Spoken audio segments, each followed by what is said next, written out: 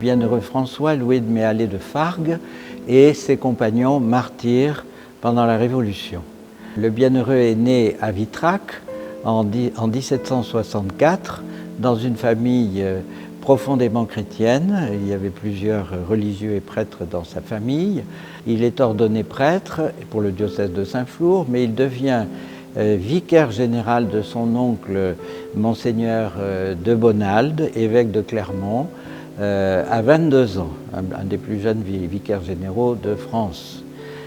Monseigneur de Bonald est élu député à l'Assemblée nationale constituante en 1789 et François Louis le suit à Paris pour l'assister dans ses affaires aussi bien administratives et politiques que religieuses.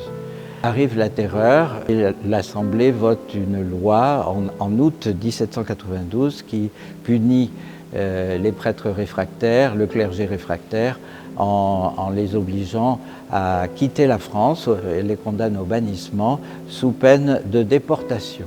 Son évêque, Monseigneur de Bonald, qui était son oncle en même temps, a émigré. Lui s'était caché à Paris dans un hôtel rue des Pots de Fer en costume civil pour éviter d'être arrêté.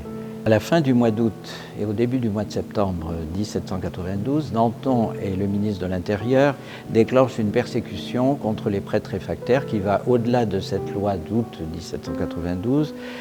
Beaucoup de prêtres et trois évêques sont arrêtés dans plusieurs maisons ecclésiastiques de Paris qui sont devenues des prisons, et notre bienheureux est incarcéré au Carme avec 130 autres ecclésiastiques. Une foule déchaînée arrive le 2 septembre dans l'après-midi.